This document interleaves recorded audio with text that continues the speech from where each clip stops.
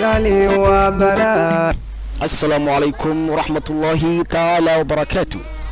dhammaan ardayda ku xiran channelka Sayda Academy waxa idin leenahay jimco wanaagsan, maalin wanaagsan, galab wanaagsan, habeen wanaagsan, qof walba waqti ay u tahay ayaan ku wada salaameynaa hadduu alleedmo. maanta waxaan qaadan doonaa casharkii 11aad. casharkan waxa uu ku saabsan yahay topic about myself, mawduuc ku saabsan nafsadeeda ama qof walba ayaa ka hadli kara. so qofkan waxa uu leeyahay hi everyone, hello qof walba, hi everyone, hello qof walba, good morning, subax wanaagsan all of you dhamaantiina, good morning all of you, subax wanaagsan dhamaantiina. today maanta I'm very glad, aad baan u faraxsanahay to stand inaan soo istaago in front of you ee hortiina. yani today maanta I am very glad to maanta aad baan u faraxsanahay ama ugu faraxsanahay to stand inaan soo istaago in front of you ee hortiina. and the aim iyo ujeedada that so I have stood here halkan u soo istaagay is only kaliya waxa weeye to suggest inaan idin soo gudbiyo lecture about cashar ku saabsan myself ee nafsadeeda.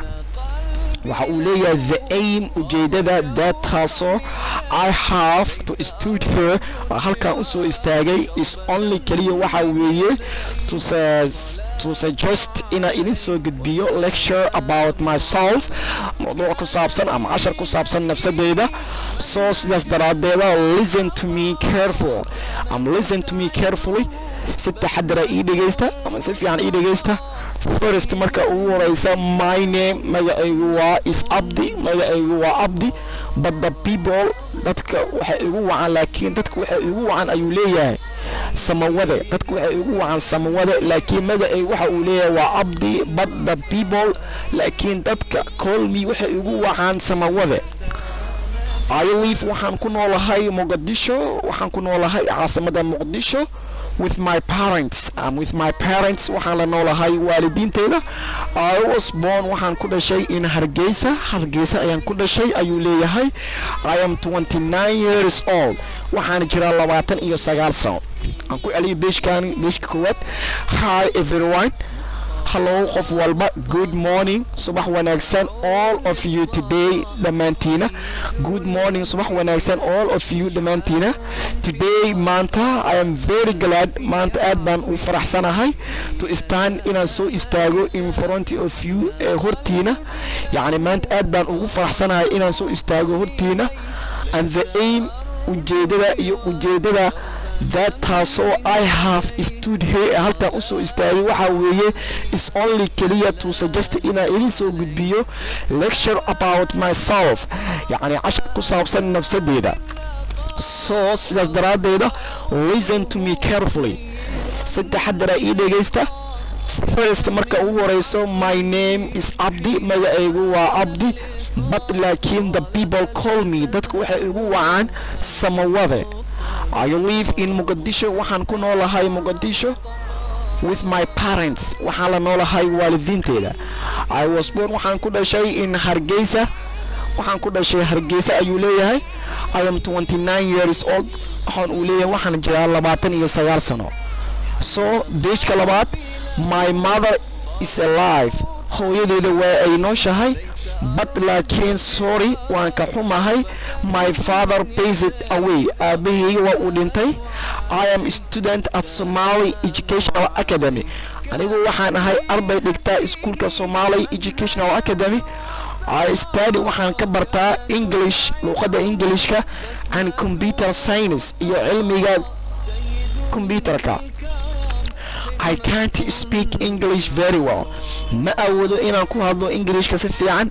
I can't speak English very well, ma awoodo inaan ku hadlo Englishka si fiican because maxaa yeelay I am beginner, waxa uu leeyahay aniga waxaan ahay bilow ama qof cusub. but laakiin in the near future, mustaqbalka dhow, I hope waxaan rajeynayaa to speak inaan ku hadlo like native speaker, sida luqadda hooyo oo kale inaan ku hadlo.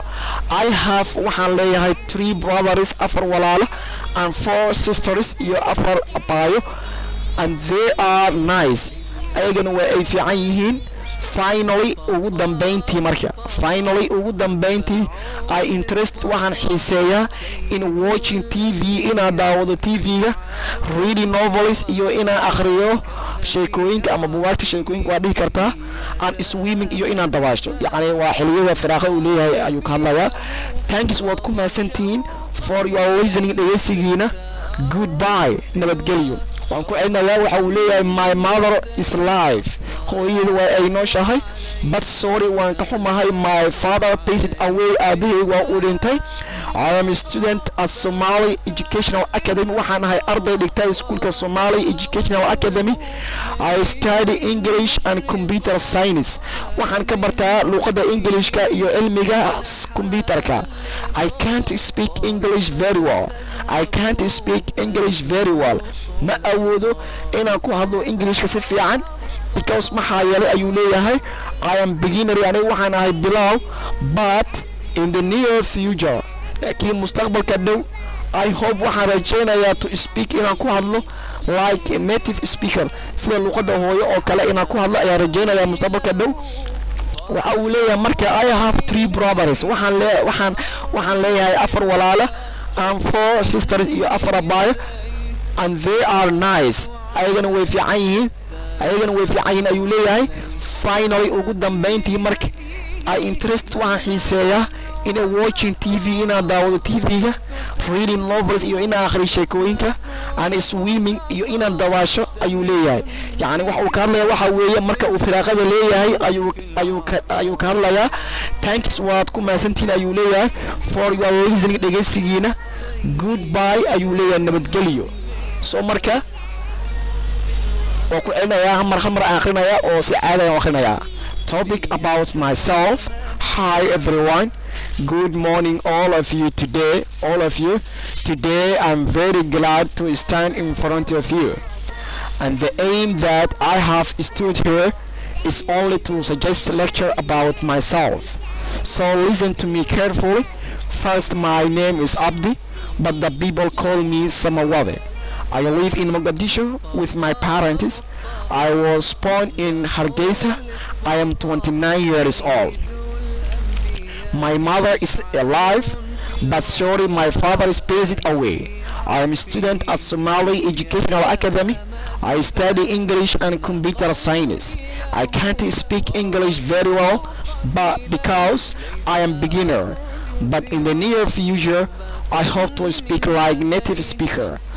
I have 3 brothers and 4 sisters, and they are nice. Finally, I interest in watching TV, reading novels, and swimming. Thank you for your listening. Goodbye.